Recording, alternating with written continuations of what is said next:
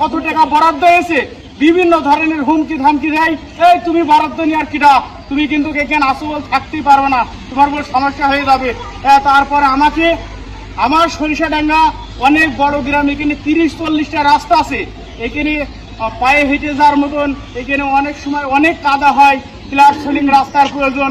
মানুষ আমাদের কাছে বলে ভাই আমরা হাঁটু পর্যন্ত কাদা, আমার এই প্লাট সোলিং রাস্তাটুকু করে দাও। আমার সরিষাডাঙ্গায় এক জায়গায় রাস্তা করেছে, বলছে তুমি ওই রাস্তার গোড়ায় যেতে পারবে না, তুমি মেম্বার, তাই কি আমি আমার মতন করে রাস্তায় যাইতে পারবো, তুমি ওই রাস্তার গোড়ায় যাইতে পারবে না, খালি কিন্তু তোমার সমস্যা হয়ে যাবে।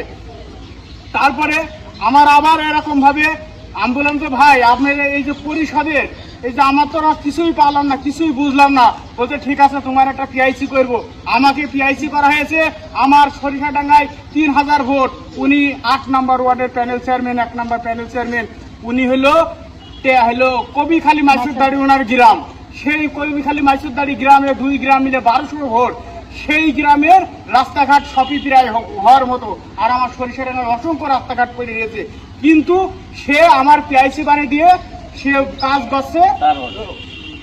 কাজ করছে মাইসুরদাড়ি। এবার আমি বলছি ভাই আমি পিআইসি, আমার সরিষাডাঙ্গায় রাস্তাঘাট করবে, এটি আপনি মাইসুরদাড়ি করেছেন কেন? সে আমার বলছে যে মাইসুরদাড়ি করি কি কন করি সেটা আমার ব্যক্তিগত ব্যাপার, আমি কাজ করছি, তুমি মাইসুরদাড়িও যাইতে পারবে না। একটা স্বৈরাচার ভাব, তার যে আচরণ যেরকম ভাব, এরকম ভাবে আমরা যে মেম্বার কত কষ্ট কত আশা নিয়ে এই জায়গায় আসছি, সাধারণ মানুষের কাছে মুখ দেখানোর মতন আমাদের পরিবেশ নেই।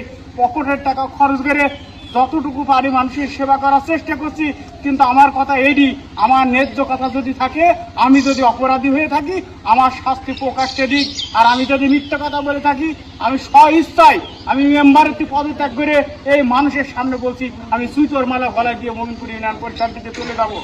আর আপনারা যারা সাংবাদিক ভাইরা এসেছেন, প্রশাসনিক ভাইরা এসেছেন, আমার গ্রামে যারা আছেন, আপনাদেরও বলছি আমরা এখানে দুর্নীতিমুক্ত সমাজ চাই, দুর্নীতিমুক্ত ওয়ার্ড চাই, দুর্নীতিমুক্ত ইউনিয়ন করতে চাই, দুর্নীতিমুক্ত মাদক সেবন যারা করে আমরা মাদক সেবনদের প্রতিহত করতে চাই।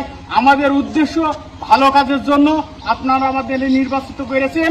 আমরা যদি কোনো সময় ভুল করি আপনাদের কাছে বললাম, আপনারা যে শাস্তি দেবেন সেই শাস্তি মাথা মেটে নেব।